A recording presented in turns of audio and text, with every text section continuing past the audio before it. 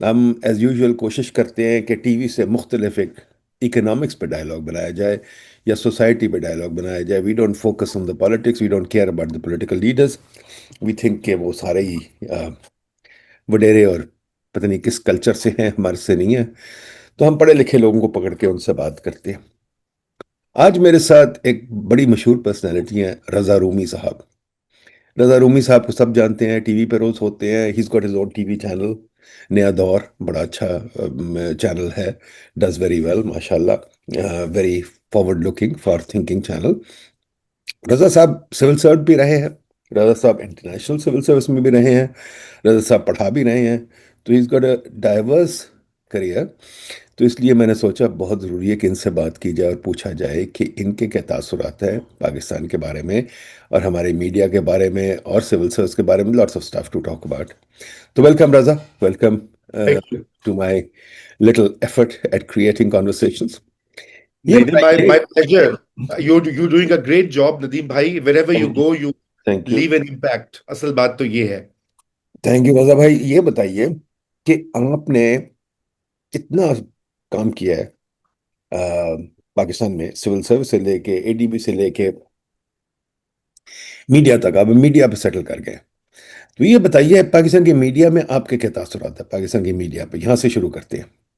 देखिए जी, आपके और मेरे तासुरात काफी मिलते जुलते हैं। मीडिया का क्राइसिस इस वक्त, देखिए, एक तो ये बात है कि पाकिस्तान का मीडिया जो है उसको भी ग्लोबल कॉन्टेक्स्ट में ही देखना पड़ेगा। जो हम्म, कुछ इंडिया में हो रहा है, ब्राजील में हो रहा है, अमेरिका में हो रहा है, हम्म, जहाँ पे मीडिया की कंसंट्रेशन और ओनरशिप जो है वो डिटरमिन करती है कि मीडिया क्या एयर करता है, क्या कवर करता है। अब हम्म, पाकिस्तान में तो आपको पता है, हाउसिंग सोसाइटीज, रियल एस्टेट और हम्म, बिग बिजनेस की ओनरशिप हो गई है। जिस किसी का कोई कारोबार है उसने टीवी चैनल भी खोल लिया है फॉर वैरायटी ऑफ रीजंस। और इसलिए उनका सारा फोकस जो है वो अपनी स्पेस बनाना है पावर मैट्रिक्स में। They are not concern about people. और हम्म, यही वजह है नदीम भाई के जो क्राइसिस जिसके ऊपर हम बात करते रहते हैं इस वक्त, अभी अनएम्प्लॉयमेंट हो गई, लो ग्रोथ। अब देखिए कितनी बार ये बात होती है कि हम इकोनॉमिक ग्रोथ की बात करें, मुश्किल ही मेरे ख्याल से 1 to 2% इसके ऊपर कवरेज होती है। एजुकेशन देख लें, आधे बच्चे स्कूल में नहीं है। हेल्थ का क्राइसिस देख लें, क्लाइमेट का क्राइसिस देख लें, शहरों की हालत देख लें। आप हार्डली उसके ऊपर, वो गधे का गोश्त मिल जाता है उसके ऊपर 2 दिन खूब तमाशा होता है, and then it goes and it is back to Imran versus शवाज, नवाज वर्सेस फलाना, दिस एंड दैट। और वो इसलिए media is not playing the role that it should play. It's a very vital, जिसे कहना चाहिए, sector in the hmm, society, जहां पे वो पब्लिक ओपिनियन को इन्फॉर्म करे, पॉलिसी मेकर को इन्फ्लुएंस करे, प्रेशर करे और एक बेहतर मुल्क बनाए। हम्म, तो ये क्राइसिस में है। और फाइनेंशियल क्राइसिस में भी है। फाइनेंशियल क्राइसिस ये है कि प्रिंट तो टोटली इश्तहारों पे डिपेंडेंट है जो गवर्नमेंट से आते हैं। अब आपको पता है, जब गवर्नमेंट इश्तहार देगी तो जाहिर बात है आप उसको कैसे चैलेंज करेंगे। कॉर्पोरेट एड्स जो हैं वो जा रहे हैं टीवी में, और हम्म, पॉलिटिकल पार्टीज जो हैं वो भी फंड करती हैं, जो भी रूलिंग पार्टी होती है सूबे में या फेडरल फेडरल लेवल पे। तो जाहिर बात है कि वो आपको वो भी नहीं मिलता कि जो एक ट्रेडिशनल मीडिया का रोल होता है to keep power in check, वो हम्म, भी नहीं आप देखते। अक्सर बड़ी लेम किस्म की बातें होती हैं, और हम्म, वो जो सवालात पूछने चाहिए पॉलिटिशियन से। अभी देखे ना नदीम भाई, आप तो मुझसे बेहतर जानते हैं, अभी कुकिंग ऑयल का स्कैंडल आया है कि वहां पे भी ओवर चार्जिंग, मतलब ये है कि वो इंपोर्ट किया है but it is being sold at a much higher rate और व्हाटएवर। पर जो भी इश्यूज है, तो स्मॉल कार्टेल्स, मेरी तो ये मिशन थ्योरी रही है कि Pakistan is run by a number of cartels, और मीडिया उसमें से एक कार्टेल बन चुका है। हम्म। और वो एक कार्टेल की तरह, बदमाश की तरह ऑपरेट करता है। देखिए रजा, टोटली। एक चीज है कि दुनिया में हर जगह, इवन अमेरिका में अगर हम देखें तो एक किस्म का स्मोकिंग लॉबी है, गन लॉबी है वगैरह। तो लॉबिंग बड़ी इंपॉर्टेंट चीज़ और चलती है। और दूसरी चीज़ ये है कि एक सोसाइटी में हमेशा मीडिया वही करता है जो सोसाइटी चाहती है। इकोनॉमिक, बिल्कुल आपने ठीक कहा कि गवर्नमेंट कंट्रोल मीडिया है, वेदर यू लाइक इट और नॉट। दूसरी चीज़ है जो सोसाइटी चाहती है। फॉर एग्जांपल अगर आप अमेरिका में देखें, सोसाइटी चाहती है कि इसराइल को इसराइल को प्रोटेक्ट किया जाए, तो मीडिया भी इसराइल को प्रोटेक्ट करता है, पैसे भी चलते हैं उसमें। तो क्या हमारी सोसाइटी में कोई डिमांड है फॉर चेंज? हमारी सोसाइटी में कोई डिमांड है फॉर फॉर फ्रेश आइडियाज, ये भी एक चीज़ है। इसके साथ रिलेटेड ये है कि एक सोसाइटी में डेप्थ होती है, मीडिया कोई आइसोलेशन में नहीं होता। फॉर एग्जांपल जो मैं देखता हूँ, मीडिया का बहुत इंटेंस रिलेशनशिप होता है विद सिविल सोसाइटी, जिसके अंदर मूवमेंट्स होती हैं, जिसके अंदर यूनिवर्सिटीज होती है, जिसके अंदर रिसर्च आती है, चीज़ें लिखी जाती हैं। अब हमारे यहाँ तो एक वैक्यूम है ना, ना यूनिवर्सिटीज़ है, ना सिविल सोसाइटी है, ना किताबें चलती हैं, ना कुछ रिसर्च होती है, ना कुछ। तो मीडिया वाले बेचारे क्या करें, रोज़ शाम को बैठ के कहानी डालनी होती है, वो डाल देते हैं अपने दिमाग से, या जो भी यूट्यूब से देखते हैं, या फॉरेन। ये इसके ऊपर कमेंट करें, क्या ख्याल है? देखिए देखिए ये जो आपने बात कही है डिमांड की, ये इंपॉर्टेंट बात है, लेकिन हम्म, नदीम भाई ये सिम्बियोटिक रिलेशनशिप है। हम्म, मीडिया जो है वो जो डिमांड होती है उसको भी कैटर करता है, लेकिन मीडिया डिमांड क्रिएट भी करता है। तो हम्म, अब अमेरिका में, चूंकि आपको पता है कि मैंने हम्म, 5 से 6 साल एक सेंटर फॉर इंडिपेंडेंट मीडिया, उसका मैं डायरेक्टर रहा इथिका कॉलेज में।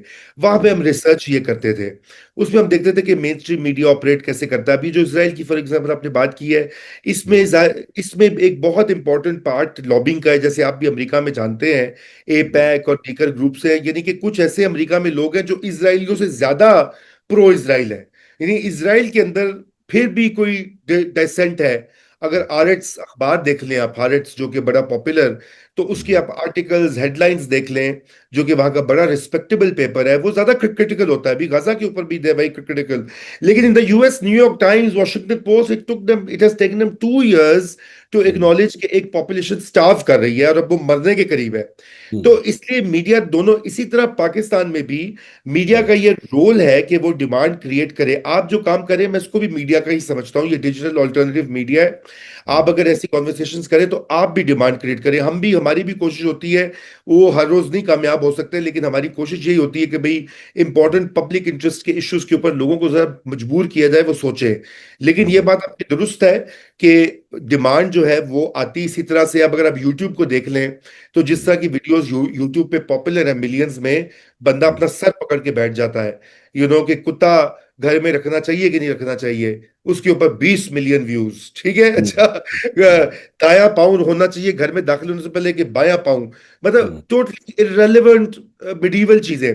मगर उसका फिर काउंटर ये है कि अगर आप करें, हम करें, 50 100 और लोग कर रहे हैं, तो हम्म, वो आवाजें प्रेशर करती है। इसका ताल्लुक सारे का सारा, I go back to the education system.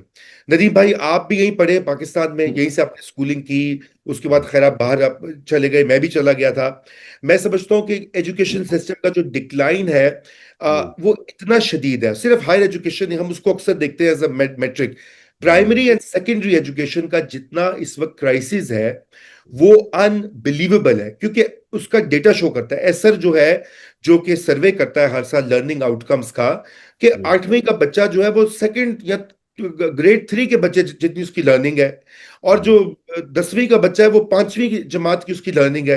यानी वो हम्म, 2/2 नहीं कर सकता, वो अंग्रेजी के 2 जुमले या उर्दू के 2 जुमले नहीं कर सकता। आपको पता है, जब मैं गवर्नमेंट में था, तो अंग्रेजी में खत खत और आपको लोकल गवर्नमेंट तो होती नहीं है, तो मैं एडमिनिस्ट्रेटर भी था म्यूनिसिपल कमिटीज का।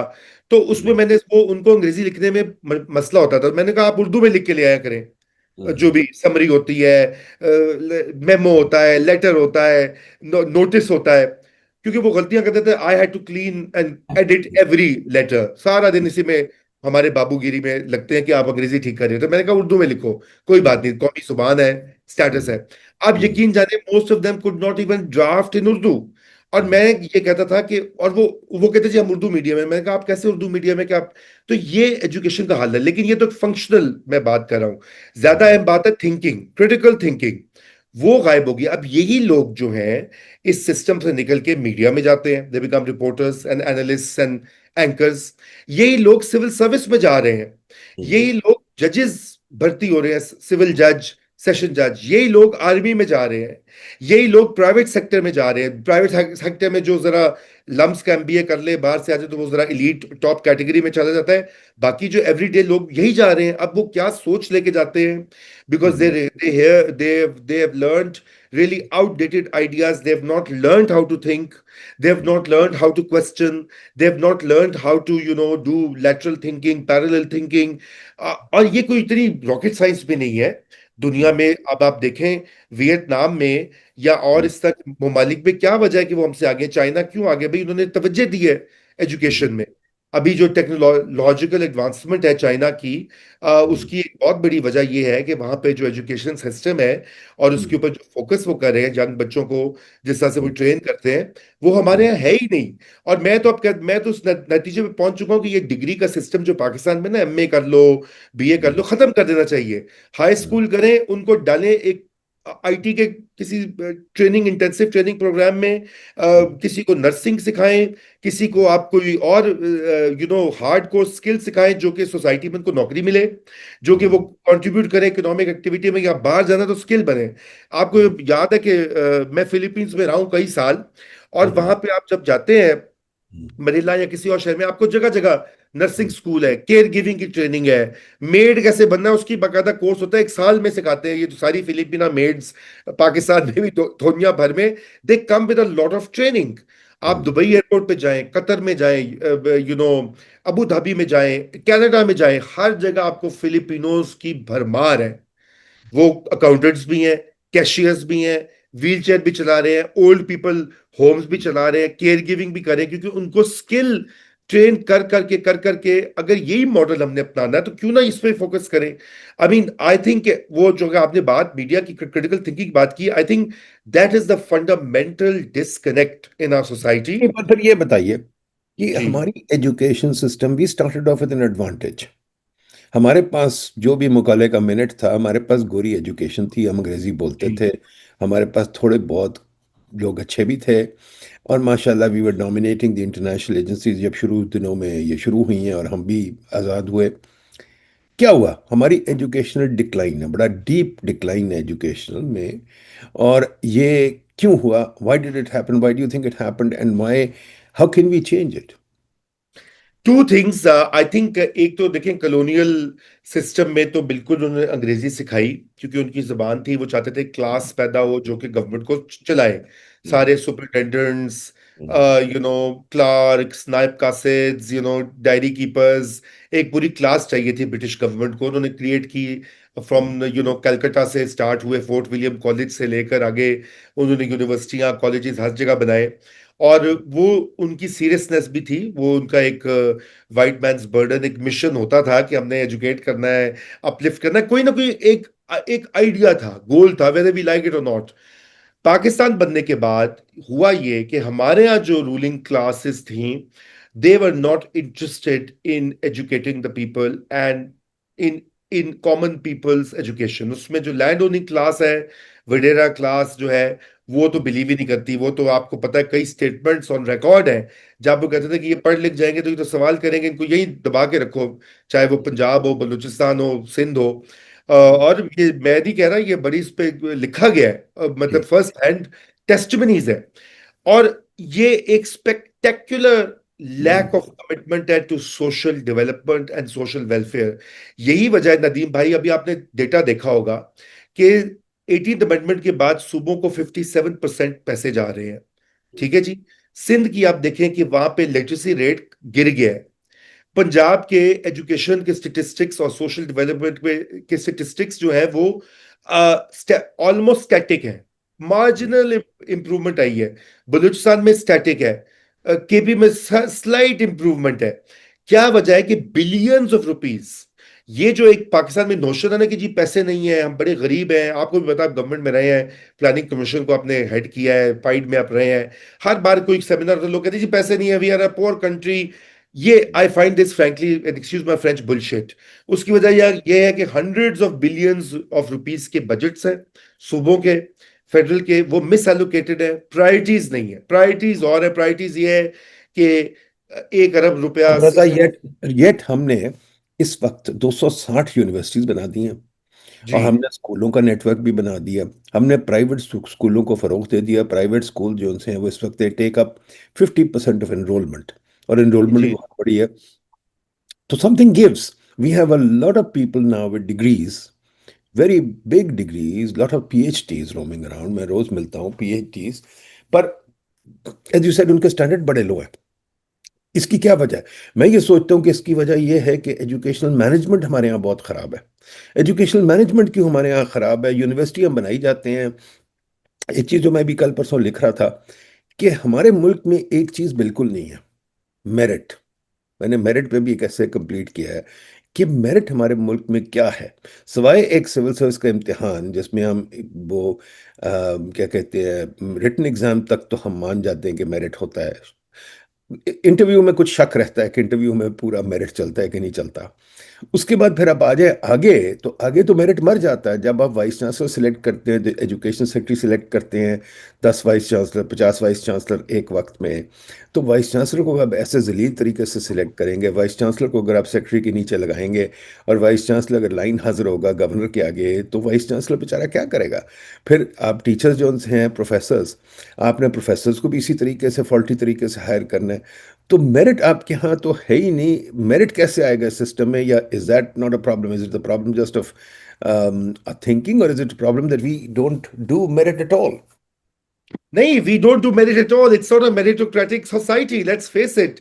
आइलैंड्स है, आर्मी में थोड़ा बहुत मेरिट होता है, रिक्रूटमेंट होती है, सिलेक्शन होती है। सीएसएस की जो रिक्रूटमेंट होती है या प्रोविंशियल सर्विस की, वो इनिशियल स्टेजेस पे मेरिट आता है, बाद में ट्रांसफर पोस्टिंग। आपको पता है मुझसे बेहतर how federal secretaries are appointed, कौन सा किस पॉलिटिशियन की बैकिंग है, किस जनरल की बैकिंग है, और वो सिफारिश चलती है। तो यही तो सिविल सर्विस का प्रॉब्लम है पाकिस्तान में, कि वहां पे जो है bureaucrats are forever vying for a godfather या अब गॉड मदर। हालात बदल गए हैं, तो they are looking for that कि जी मेरी अच्छी पोस्टिंग मिल जाए, मुझे अच्छा वो जो कहते हैं घर मिल जाए, जिसको बहुत सारे लोग तो उसको ओपनली कहते हैं जी ल्यूक्रेटिव पोस्टिंग, खसूसन कस्टम्स इनकम टैक्स में वो कहते हैं जी ल्यूक्रेटिव पोस्टिंग कहाँ पे है। बिल्कुल। Karachi for example is the most lucrative of postings, क्योंकि भत्ता कल्चर है। बॉर्डर एरियाज जहाँ पे है, जहाँ पे स्मगलिंग होती है, जहाँ पे खूब वो आपको ट्रांजैक्शन पेमेंट्स, शैडो पेमेंट्स होती हैं, वो भी लिक्विडेटिव होता है। It's it's called that. तो सोसाइटी में मेरिटोक्रेसी का फुकदान है, और पॉलिटिकल क्लास में तो बिल्कुल भी ये नहीं है, क्योंकि उनका तो देखिए वो तो forever they are feeling vulnerable, real and imagined both. और वो फिर अपने खानदान में सारी चीज रखते हैं। अब देखें ना, इस वक्त पाकिस्तान में मतलब एक चाचा जो है वो प्राइम मिनिस्टर है, भतीजी जो है वो चीफ मिनिस्टर सबसे बड़े सूबे की, और समधी साहब जो है वो डेप्यूटी प्राइम मिनिस्टर भी है, फॉरेन मिनिस्टर भी। How now you can't get more meritocratic than this. ठीक है, वेदर दे डिजर्व इट और not, optics are wrong. maybe Mariam Nawaz is the right choice. I am not going to argue that. Or maybe Saak Dar Saab knows very well the art of government. लेकिन optics भी कोई चीज होती है, आपने माशरे में कुछ बताना भी होता है। लेकिन नदीम भाई, इसे पॉलिटिकल क्लास तक नहीं है। आपने देखा होगा कि हमारे यहाँ एनजीओ जो है वो भी सक्सेशन होती है, बेटे बेटियां आके वो भी उनको संभालते हैं। प्राइवेट डॉक्टर्स के क्लिनिक्स होते हैं, वो कहते हैं जी मेरा बेटे को या बेटी को डॉक्टर बना के अस्पताल वो चलाएगा। लॉ प्रैक्टिस, बाप दादा बेटा पोता, they all are link to that. मिठाई की दुकान से लेकर टॉप प्राइम मिनिस्टेरियल पोस्ट तक, it's a cultural issue as well. और इंडिया में भी यही कल्चर था, मगर इंडिया में पुश बैक आया है, और दो चीजें आई हैं। एक तो ऑब्वियसली वो आया है with greater levels of education, greater levels of क्या कहते हैं opening up of the society, और सेकंड आया विद इकोनॉमिक ग्रोथ। जितना 90s के बाद इंडिया की लिबरलाइजेशन जो हुई है, और उसके बाद से जो ग्रोथ रेट्स उनके बड़े हैं, एक नई middle class upwardly mobile class आई है, वो क्वेश्चन करती है। पाकिस्तान में भी हम उसको देख रहे हैं कि वो जो नई मिडिल क्लासेस हैं since Musharraf time, they are the forefront of supporting the PTI narrative के ये मोरसी सियासत खत्म होनी चाहिए।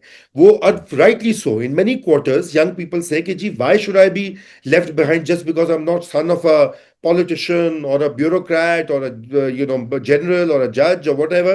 तो एक जेन्युइन उसकी है, लेकिन वो पाकिस्तान में तबका छोटा है इस वक्त। वो उसकी वो साइज और उसका इम्पैक्ट और इन्फ्लुएंस इतना बड़ा नहीं है। हो जाएगा। हमारे मीडिया हाउसेस भी देख लें, एक्सप्रेस न्यूज देख लीजिए, जियो टीवी देख लें, आपने चूंकि मीडिया से आगाज किया था, नेशन देख लीजिए, सारे के सारे आर डायनेस्टिक। तो जब ये बड़ा मुझे हंसी आती थी कि जब डायनेस्टिक, आप जब उस वक्त प्लानिंग कमिश्नर में थे, तो डायनेस्टिक पॉलिटिक्स पे मीडिया लंबी लंबी ट्रांसमिशन करता था, तो मैं कहता था भाई अपना तो देख लो बैकयार्ड। मतलब अपने बेटे बेटियां पोते सारे वो चला रहे हैं, अखबार से लेकर सारे टीवी चैनल। तो नहीं, बट क्वेश्चन ये ये, बताइए क्या वजह है कि हम इतने डायनेस्टिक है? फॉर एग्जांपल एक चीज जो आपने बिल्कुल बात की, बड़ी अच्छी की, जो मैं नोट करता हूँ अपने काम में, कि मैंने देखा है कि फॉर एग्जांपल हमारे पास बड़ी कॉरपोरेशंस कोई नहीं है। मैंने जी देखा है कि हमारी जो कॉरपोरेशंस हैं, जो कॉरपोरेशन अगर देखा जाए is really the innovation of the modern world. गोरे ने हमें कॉन्कर किया विद ईस्ट इंडिया कंपनी, एक कॉरपोरेशन थी, ठीक है ना। और जी कॉरपोरेशन ने पूरी दुनिया को फतह कर लिया। अगर आप देखिए इस वक्त वो जो है इनविडिया 4 ट्रिलियन की हो गई है। 4 ट्रिलियन बड़ी रकम है, मतलब सोचा जाए तो इट्स लाइक जी जी बिल्कुल। हंड्रेड्स ऑफ कंट्रीज के जीडीपी से ज्यादा है, ठीक है। हाँ ये जो कॉरपोरेशन है, हमारे यहाँ कॉरपोरेशन बनती नहीं, हमारे यहाँ जो कॉरपोरेशन है वो बाप दादा भी चलती है। मैंने एक जाके इंजीनियरिंग कंपनीज में बहुत जगह सर्वे किया, छोटी छोटी कभी सियालकोट वगैरह में। वो लोग सब कहते हैं कि जी हम बड़ा नहीं होना चाहते, मैं अपने बेटे को जायदाद देना चाहता हूँ। तो ये क्या हमारे कल्चर में है कि हम बड़ा नहीं होना चाहते। दूसरी चीज, जब आप कॉरपोरेशन बनाते हैं तो कॉरपोरेशन में यू हैव टू कोऑपरेट, आपको गिव एंड राइट टेक करना पड़ता है। हम वो भी नहीं करना चाहते गिव एंड टेक। इसी तरह अगर आप देखें टीम प्ले में भी हम मेरिट नहीं आने देते। क्रिकेट में रोज स्टोरी सुनते हैं कि मेरिट नहीं आता। और इसी तरह जी अगर आप देखें तो ओलंपिक्स में हमारे ऑफिशियल ज्यादा होते हैं, प्लेयर्स कम होते हैं, ठीक है। तो हम जी क्वाइट फ्रैंकली बड़ी ऑफिशियल इकोनॉमी है, we can't cooperate collaborate to build something big. वो नहीं, हमारी छोटी छोटी कंपनी है, छोटी छोटी, हम अपनी छोटी छोटी चुतराटों में खुश हैं। हमें ये नहीं चाहिए कि हम ग्लोबली खेलें, हम लोकली खेलना चाहते हैं। ये क्या कल्चर है, इस पे बताइए, इस पे कमेंट करें। ठीक है। मैं ये तो बहुत बहुत it's an excellent question but it's a very complicated question. I think इसमें प्राइमरीली तो कल्चर का एक है। आई थिंक कल्चर देखें, अगर आपको पता है कि बहुत सारी, मुझे याद है ये जो स्टडीज होती थी पाकिस्तान की इकोनॉमिक हिस्ट्री के ऊपर, उसमें कहा जाता था कि पाकिस्तान में मैनेजमेंट बड़ी वीक होती है फर्म्स की। और that was one of the reasons for the low productivity. आपको मुझसे बेहतर पता है इन मामलात का, मैं आपके जी सामने क्या आपको बता रहा हूँ। बट ये कहा जाता था कि जी मैनेजमेंट का कसूर है। फिर ये यहाँ पे कल्चर आया 80s के बाद, एमबीए स्कूल्स लम्स शम्स सारे आ गए, तो उन्होंने कहा कि जी they will create a class of managers and you know technical people who can run the firms better. लेकिन वो अभी ट्रांजिशनल इशू है। तो मैंने इसमें एक तो जाहिर बात है कि दो तीन चीजें हैं। पॉलिटिकल जो कल्चर होता है नदीम भाई, वो बहुत डिटरमिन करता है कि आपका दीगर, क्योंकि elites always set the discourse, elite always set precedents, they set models. अगले जमानों में क्वींस किंग्स वो होते थे। इस जमाने में जो आपकी रूलिंग क्लासेस होती हैं, क्योंकि ये रूलिंग क्लासेस ही बनाती है ना सारा काम। तो जब रूलिंग क्लासेस जो है वो धज्जियां उड़ाती हैं in terms of merit, competition, productivity, meritocracy, तो वो एक चीज नॉर्मलाइज हो जाती है। अब यही वजह है कि आपने जो बात की कि अंग्रेजों के जमाने के बाद जो जो हमारा डिक्लाइन हुआ सारा, वो इन्हीं वजूहत की वजह से तो हुआ कि we could not create a kind of a society and a culture that could you know that could improve the overall societal attitudes. अब वो मैं समझ रहा हूँ कि उसमें ये हुआ है कि बहुत सारी चीजें, एक तो ग्लोबलाइजेशन जो हुई है at the end of 20th century, जो जरी से देर यहाँ से पहुंची, और डिजिटल रेवोल्यूशन जिसकी वजह से मैं और आप इस वक्त कहाँ बैठे हुए हैं, मैं कहाँ बैठा हुआ 10,000 मील दूर और हम बात कर रहे हैं। ये एक दूसरा बड़ा फैक्टर है जो कि इस वक्त सोसाइटी को मजीद जो है उसमें तब्दीली ला रहा है। क्योंकि अब बहुत सारी जो जो हमारी young generation, Gen Z and following generation जो है, they compare Pakistan and their society with other regional and international comparators. तो अभी जो उस लेवल की जो डिबेट और क्वेश्चनिंग है वो ज्यादा शदीद हुई है। मेरे जमाने में नहीं ऐसा होता था। When I was growing up, we were far more obedient, far more willing to go along with what, with received wisdom, with received ideas. That now generations are not doing that. So इसलिए मैं समझता हूँ कि while all of these things are true कि corporations नहीं हुई, या हमने मेरिट को या प्रोडक्टिविटी को, कंपटीशन को हमने नहीं जगह दी, लेकिन मैं समझता हूँ वो चेंज हो रहा है। It is slow, it is of course, cultural change is a very slow process, but it is already under way. And society, अब देखें ना, मैं आपको तीन एग्जांपल्स देता हूँ। नदीम भाई, आप भी लाहौर के हैं, मैं भी लाहौर का हूँ, और पंजाब, हम भी पाकिस्तान में ट्रैवल करते थे। The visibility of women in public sphere has increased manifold. चाहे वो डेवू की बस हो, डिपार्टमेंटल स्टोर हो, सिविल सर्विस हो, पार्लियामेंट हो, वो जैसे भी आ रही है, you see more and more women universities में, देख लीजिए पब्लिक सेक्टर यूनिवर्सिटीज में, मेडिकल कॉलेजेस में। वो और बात है कि वो एक आर्ग्यूमेंट है कि जी वो लड़कियां डॉक्टर बन के तो शादी करके छोड़ देती हैं, सब्सिडी जाया हो जाती है।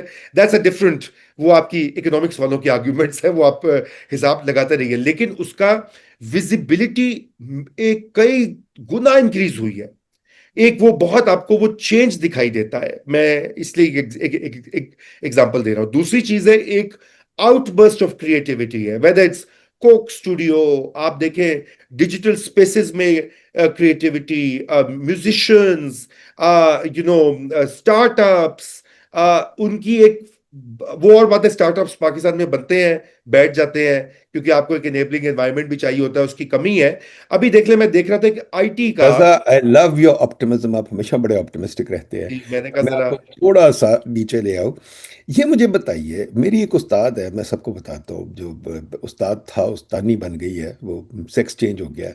डिएड्रे मक्लॉस्की, उसने किताब लिखी है बड़ी अच्छी, दो तीन किताबें, सॉरी पूरा सेट है, लिखी है उसने कि जी इंडस्ट्रियल रेवोल्यूशन जो है उसकी वजह थी ब्रिटिश कल्चर। हाँ। कि जो कल्चर है determine, and lots of people are writing about it, culture determine the lot. हमारे कल्चर में अगर आप गौर करें, मैंने इस पे एक जख्म के साथ भी एक किया था एपिसोड, वो बड़ा चला, कि जी हमारे कल्चर में जो है, do we have a bourgeois culture? Bourgeois culture से क्या मुराद है मैं आपको बता दूं। फॉर एग्जांपल, हार्डवर्क, अभी हार्ड वर्किंग। फॉर एग्जांपल एक और चीज चले जाए, पंक्चुअल, अभी पंक्चुअल, टाइम की हमें कदर है कि नहीं? नहीं है, ठीक है। पंक्चुअलिटी तो शादी का वक्त होता है 7 तो 10 बजे शुरू होती है, और 2 बजे तक हम रात को जागते हैं। तो क्वाइट फ्रैंकली तीसरी चीज़ ये है, रश आर, हमारे मुल्क में कोई रश आर है? नहीं, इसके सिर्फ स्कूलों का रश आर है, बाकी वो टाइम का तो जो 9 to 5 डे है उसका तो कोई हमारे यहाँ अभी सेटल्ड नहीं है। तीसरी चीज़ ये है कि हमारे यहाँ लर्निंग सोसाइटी, जो आपने कहा लर्निंग सोसाइटी, तो हमारे यहाँ बिल्कुल नहीं। गोरे का कल्चर ये था कि वो बैठ के सेमिनार्स, किताबें शताबें भी सुनता होता था। मुझे याद है सर हम्फ्री डेवी की रॉयल सोसाइटी के लेक्चर्स होते, लोग 1-1 पाउंड दे के आते थे सुनने के लिए। तो बड़ी चीज़ रकम थी उस वक्त, 1-1 पाउंड। तो क्वाइट फ्रैंकली उनका जो है, फिर एक और चीज़, सोसाइटी में जो इंटरेस्ट होते हैं सिर्फ पॉलिटिक्स नहीं होती, we are a very politically interested society. उनका था कि वो जी। बॉटनी में भी इंटरेस्टेड थे, वो जियोलॉजी में भी इंटरेस्टेड थे, वो फ्लाइंग चीज में भी इंटरेस्टेड थे। हमारी सोसाइटी में तो आप साइंसदानों को तो घास नहीं डालते, ठीक है। Pervez Hoodbhoy to be noticed has to come to our area, he can't be a physicist, ठीक है। तो क्वाइट फ्रैंकली, क्या हमारा कल्चर ग्रोथ की तरफ जाता है या नहीं जाता, या हम अब नहीं पीछे बैठे? देखिए, नहीं आपने बड़े जो, I mean what you saying is unfortunately true and very realistic, मगर मैं देखिए, मैं उसको काउंटर इस तरह से करूंगा कि मैंने आपसे पहले कहा ना कि एलिट्स की प्रायोरिटी नहीं है एजुकेशन, और वो प्राइवेट सेक्टर ने आके फिल किया। क्यों प्राइवेट स्कूल्स फ्लरिश कर रहे हैं, क्यों प्राइवेट यूनिवर्सिटियां पैसे कमा रही हैं? इसलिए कि there is a big demand and there is an unmet demand, क्योंकि वो आपको पब्लिक सेक्टर स्कूल्स जो हैं, अब देखें ना, सिंध में आप जाएं या रूरल पंजाब में जाएं, बलूचिस्तान में जाएं, तो टीचर्स ही नहीं है। मैथ और इंग्लिश के टीचर्स का हमेशा शॉर्टेज होता है, इन हंड्रेड्स ऑफ थाउजेंड्स। नदीम भाई, ये भी नहीं है कि कोई 10 या 100 या 1000 हो, वो टीचर्स ही नहीं होते। आप उनको जो भी आपके उनकी हायरिंग, रिक्रूटमेंट, इंसेंटिव स्ट्रक्चर है, वो आते ही नहीं। तो private sector is coming in. तो देखें, ये सोसाइटीज जो होती है, मैं समझता हूँ वो डायनेमिक होती हैं, और जहां पे इस वक्त जहां पे स्टेट का फेलियर है, वहां पे प्राइवेट सेक्टर सिटीजन इनिशिएटिव्स और वो आगे आकर वो फिल कर रहे हैं वो गैप। और यही हाल बाकी लर्निंग स्पेसेस का भी है। अगर आप देख लें कि जो अच्छी यूनिवर्सिटियां, मसलन लम्स देख लें, या बीएनयू देख लें, या हबीब यूनिवर्सिटी आई है, आगा खान आई है, जो कि पाकिस्तान की आप समझ लें कि 4 बड़ी यूनिवर्सिटियों में प्राइवेट में शुमार होता है। ठीक है, उनकी रिसर्च या उनका आउटपुट वो नहीं है अगर आप उसे कंपेयर करें बाकियों से, लेकिन वो बाकियों से, पब्लिक सेक्टर से बहुत बेहतर है। लेकिन वो they are training all these LUMS graduates go and get a PhD scholarship. Now they're going in droves into the civil service because they are more far better trained. और मैं समझता हूं कि सिविल सर्विस की क्वालिटी भी improve होगी with better trained young people coming into it. मगर आपकी जो बुनियादी प्रेमिस है सोसाइटी का कि it's not a learning society, cultural habits, वो या पंक्चुअलिटी या क्यूइंग या ट्रैफिक या इम्पेशंस या ऑब्जर्वेंस ऑफ रूल्स, वो अनफॉर्चुनेटली वो भी एलिट से आती है। Elites don't follow the law, there is no rule of law at the top. अगर कॉन्स्टिट्यूशन ट्रम्पल होता है या रातों रात वो बदल दिया जाता है 15 मिनट में, तो नीचे वालों ने जो सुप्रीम लॉ है उसकी कोई इज्जत नहीं है, तो बाकी जो तगड़े का कल्चर है वो नहीं रुकेगा रेड लाइट के ऊपर, वो अच्छा पकड़ ये के बताइए, आप बार बार एक चीज टर्म यूज करते हैं, एलीट। जी। मैंने इस पे एक पेपर लिखा था सम टाइम को, आपने पता नहीं देखा कि नहीं देखा, ये एलीट क्या है? आप मैंने बिल्कुल एलीट देखा को था। आप डिफाइन कैसे करेंगे? मुझे तो समझ आती है, दो एलीट्स मैंने डिफाइन की थी। एक मेरिटोक्रेटिक एलीट, जो कि फॉर एग्जांपल आतिफ असलम है, या कि वो जो क्रिकेटर्स हैं, मतलब दे आर माशाल्लाह नाउ एलीट, डू, या अपना नदीम जावेद, अरशद नदीम है जो माशाल्लाह हाँ, जिसने कर दिया वो, मतलब दिस इज द वो अभी मेरिटोक्रेटिक। अभी बन रहा है लीड ना, वो तो भी नया नया बेचारा लोअर मिडिल क्लास से अभी वो आया है, नहीं उन्होंने काउंट। नहीं, अफरीदी को कर लें, इमरान खान को कर लें ना, आपका दोस्त बना बट वो सही ठीक है, मैं ये कह ऑक्सफोर्ड रहा हूँ एंड। कि हमारे ज़माने में भी ये लोग एलीट थे, हमारे ज़माने में भी एलीट थी। मतलब मेहदी हसन फॉर एग्जांपल हुआ, या वो जी हुआ जी अपना जी जी जी ये जो नुसरत फतेह अली। जी जी, बट कल्चरल था। बट ये है कि ये एलीट बन गए थे in the sense of merit and in the sense of wealth. Wealth भी आ गई थी, मेरिट भी आ गया था, बट हमने इनको बाहर रखा। मुझे याद है कि मैंने जब नुसरत फतेह अली को, सॉरी मेहदी हसन को देखा जमीन पे बैठ के गाना गा रहा है एक आईजी के घर में, ठीक है, मैंने देखा नुसरत फतेह अली गाना गा रहा है, और हम लोग सारे इधर बैठे, और कोई चुप भी नहीं करता था, सिर्फ बातें करते थे सारा वक्त। लोग कहते थे चुप करो, कोई चुप नहीं करता था। नुसरत फतेह अली को उधर खाना खिलाएगा, हमने इधर खाया। तो ये एलीट की डेफिनेशन, मैं तो कहता हूँ एलीट की डेफिनेशन होती है जिसके पास पावर है, नॉट जिसके पास मेरिट है। तो एलीट की डेफिनेशन पावर की अगर आप देखें, तो वो तो फिर गवर्नमेंट ग्रुप के पास ही है। वो तो फिर उसमें तो फिर आपके डीएमजी वगैरह यही एलीट आ जाते हैं, और कौन एलीट, या जजेस। जी, कॉलोनियल एलीट ही है, तो फिर हम कॉलोनियल एलीट को कहें, हम why do we include Nusrat Fateh Ali and these guys in that? मैं मैं ऑनेस्टली उनको, वो कल्चरल एलीट का अपना एक स्टेटस होता है, कल्चरल एलीट जो होती है, और यहाँ वो भी एटीट्यूड सेट करती है, लेकिन प्राइमरी जो पाकिस्तान की एलीट्स हैं, देखें, who created Pakistan? Pakistan was created primarily by the Ashrafia or the salaried class from UP and CP and the landowners from Punjab and Sindh and the big Khans and the small Khans of KP, जिन्होंने मिलके ही उनका alliance था। तो मैं, ये चार हिस्से हैं नदीम भाई, मैं उनको कंसिडर करता हूँ। Civil military bureaucracy, civil bureaucracy ascended में थी पहले 10 साल, until Ayub Khan came and subordinated them, and then the military came in. So civil military bureaucracy, I treat them as one category. They are symbiotic, they are aligned. ये लोग जो separate करते हैं वो बिल्कुल analytically faulty or flawed है।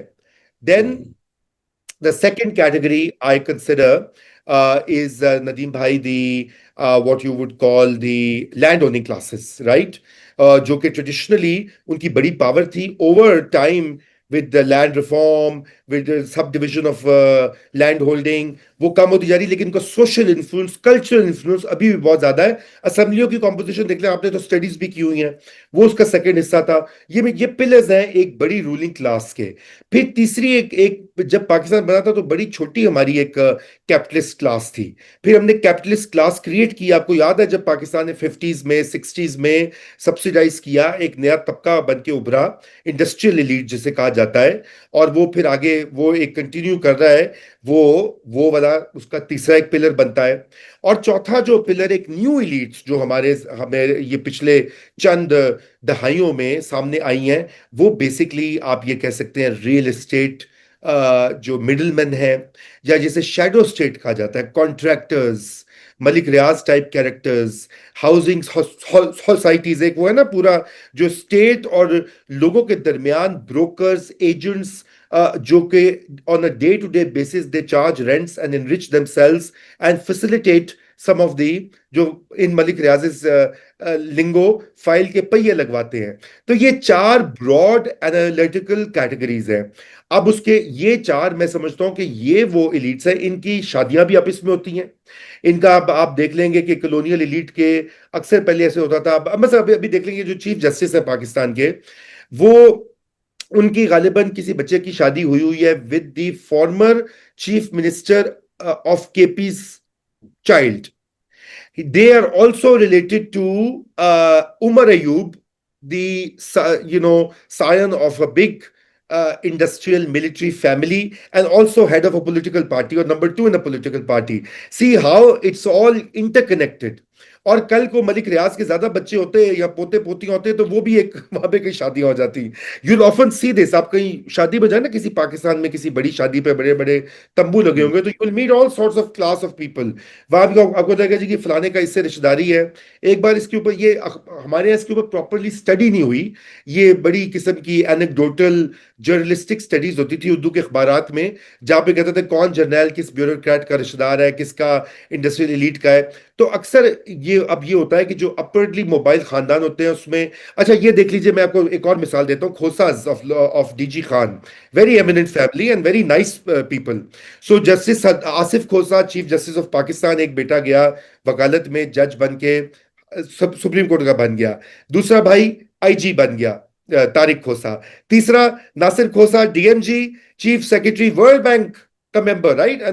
And I'm not criticizing them, you know, and their sister was also married to a bureaucrat. Now, this is a classic elite formation in post 1947 Pakistan. I need, अच्छा अब आगे जो उनके बच्चे हैं उनमें से वो कुछ को मैं जानता हूं वो कुछ बिजनेस करें. So they have accumulated capital, they are generating more capital and they are in the financial sector as well. कुछ लॉयर बन के पॉलिटिक्स में आगे हुए हैं. एक उनका नेफ्यू है जो कि बड़ा एक्टिव लॉयर है and you know young charge leader of PTI. So this is how it works Nadeem भाई. And this is what I mean by elite. You know I know कि it's a very lazy concept, हम उसको broad brush में कर देते हैं. तो ये लोग वैल्यू सेट करते हैं इन लोगों. फिर इस पे एक सवाल आता है बहुत इंपॉर्टेंट. जी. वो ये कि जैसे कि हिस्ट्री में हुआ गोरी हाँ. सोसाइटी ने जैसे चेंज किया, उन्होंने इनोवेट किया, नए रूल्स बनाए, नई चीज़ें बनाई. ठीक है, जैसे कि आपको याद होगा कि वो बड़ी मज़ेदार किताब थी, मुझे भूल गया उसका क्या नाम था, उसको वो आसा ब्रिग्स आई थिंक, उसने किताब लिखी थी called the age of reform. 19th century was called the age of reform क्योंकि उसमें फ्रेंचाइज भी एक्सटेंड हुआ, उसमें सोशल लॉज भी आई, उसमें एजुकेशन लॉज भी आई, उसमें बहुत सारे चेंजेस आए, एंटी स्लेवरी भी हुई, सब कुछ हुआ. क्या हमारी सोसाइटी में कोई है डिमांड फॉर चेंज? या सारी मैंने तो एक दफ़ा एक आर्टिकल लिखा था इस पे लॉन्ग टाइम अगो कि डिमांड फॉर चेंज हमारी सोसाइटी में है, पर एक ही है, वो मुल्लों की तरफ से आती है. हम लोग फेल कर गए, हमारी तरफ से कोई डिमांड फॉर चेंज नहीं आता बिकॉज हमारी जो रिलेशनशिप है वो डोनर्स के साथ है. डोनर्स का डिमांड फॉर चेंज एक आउटलैंडिश है, हमारे मुल्क का नहीं है. मुल्लों का जो चेंज है वो हमारे मुल्क का है, इसलिए दे विन. हम लोग बैठ के हैरान होते हैं कि मुल्ले जीत रहे हैं, पर मुल्ले जीत रहे हैं because they're organic, we are not organic. तो नहीं डिमांड देखिए, चेंज हमारी सोसाइटी में क्यों नहीं है? हाँ.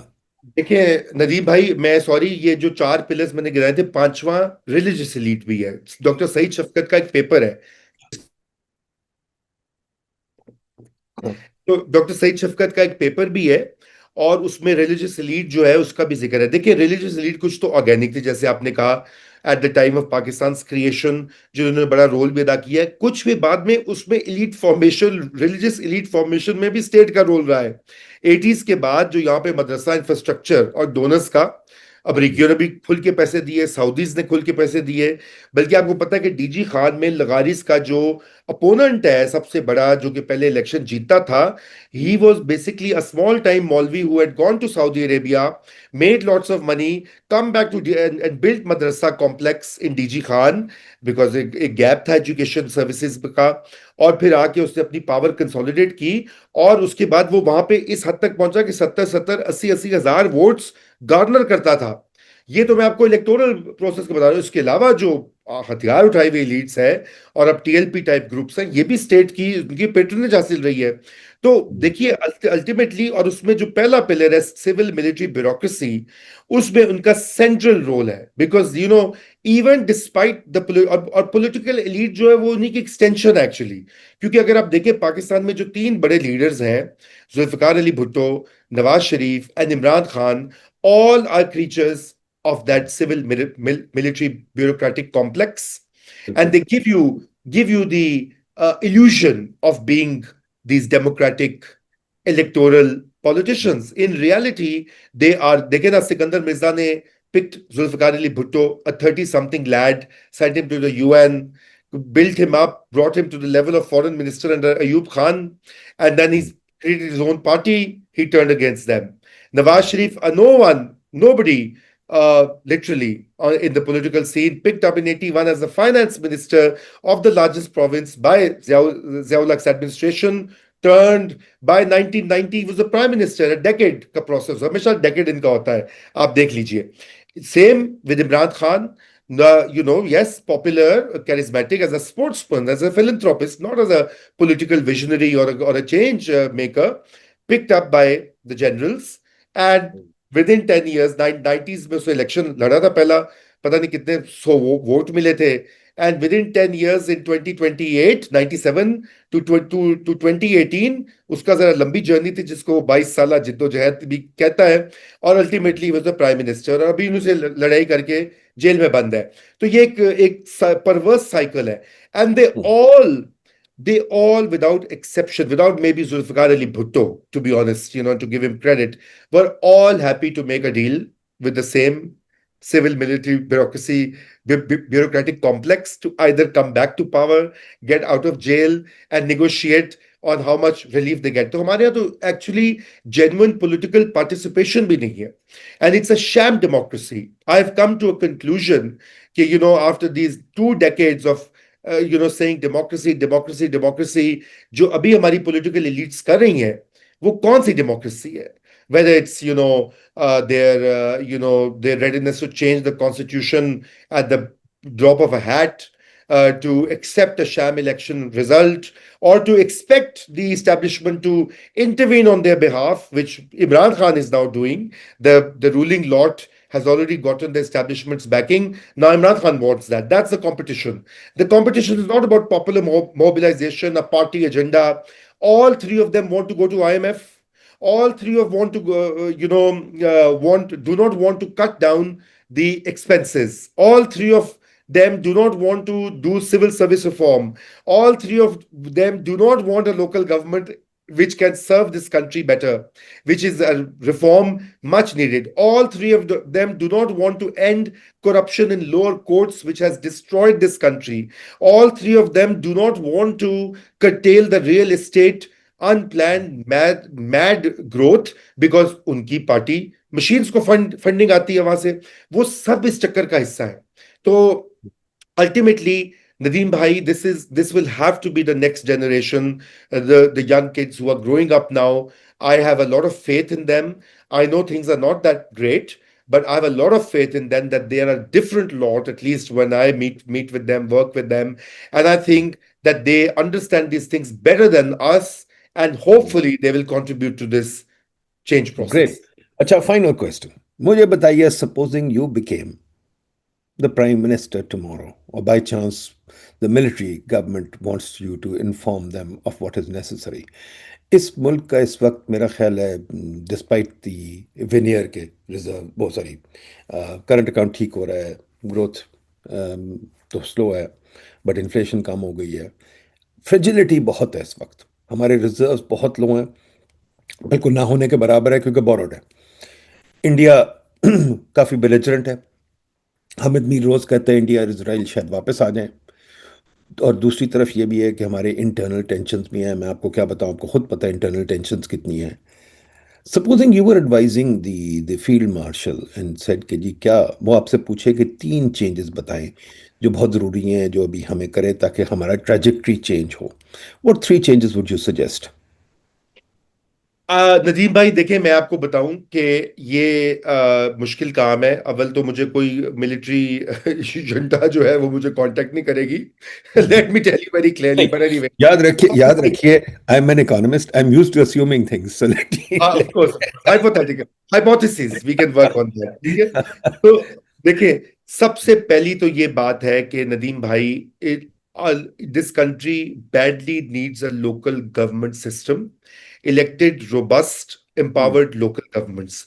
उसके बगैर ना तो आप चेंज कर सकते हैं, ना क्लाइमेट चेंज का कुछ आप कर सकते हैं, ना आप पब्लिक सर्विसेज को ठीक कर सकते हैं, ना सोशल डेवलपमेंट कर सकते हैं. पहली तो ये इम्पेरेटिव है और सबसे इंपॉर्टेंट चीज ये है इस वक्त कि आप विदाउट रोबस्ट लोकल गवर्नमेंट्स आप इकोनॉमिक ग्रोथ भी नहीं कर सकते। ये मेरा हाइपोथेसिस है। उसकी वजह ये कि अब चाइना का देखें तो वहां पे चाइना की सिटी गवर्नमेंट्स जो है वो ठीक है, वो मतलब वेस्टमिंस्टर मॉडल की डेमोक्रेसी नहीं है, लेकिन वो इंजन्स ऑफ ग्रोथ बनाया उन्होंने, छोटे शहरों को, मीडियम साइज शहरों को, बड़े शहरों को। सिटी गवर्नमेंट्स, कराची का जो हाल है, लाहौर का जो हाल है, पिंडी का जो हाल है, फैसलाबाद का जो हाल है, do you expect them to actually turn into these engines of growth in these current circumstances? No. I mean, they're being run by small coterie of bureaucrats who can't see beyond their 1 year of posting or their nose, literally, or the to keep the CM happy. So that's the first urgent reform.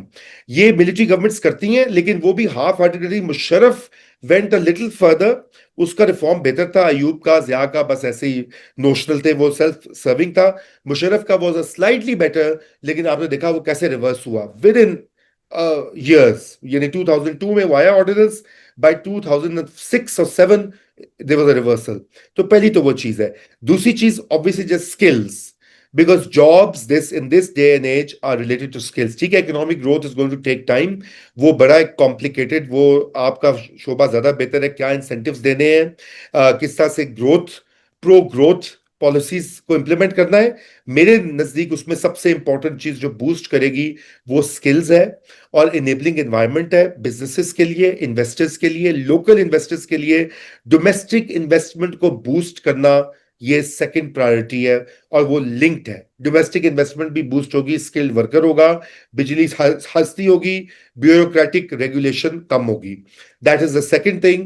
And the third thing obviously जो हम शुरू से बात करें, prioritisation of education and health. And because without a healthy workforce, without a healthy population, without population planning, without reduction in the birth rate, we are not going to go anywhere. This crisis is going to exacerbate. आप देखें ना provincial जो population department उनका क्या हाल किया हुआ है।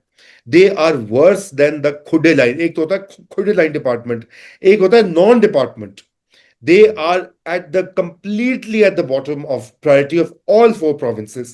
Lady health workers जो कि 1 लाख से ज्यादा हायर की हुई हैं फॉर बेसिक हेल्थ सर्विसेज, उनको तनख्वाह नहीं देते 3-3 4-4 महीने, या तो निकाल दें, बंद कर दें, उसको क्या जरूरत है।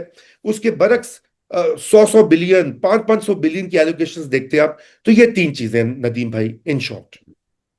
Very good. Thank you, Raza. Thank you very much. Thank It's always a you. pleasure to talk to you. I'll try and bother you more. I know you've got your own Neador, but we are not competitors. We are basically No, we are not competitors, we are yeah. collaborators.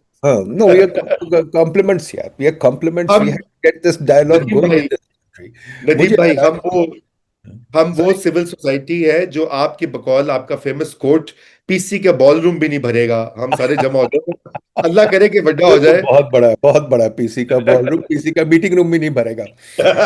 Thank you very much. Inshallah, we'll okay keep जी, this going. Let's hope we can make a हाफिज। change in our lifetime. All the best. Khuda Hafiz. Thank you, Hafiz.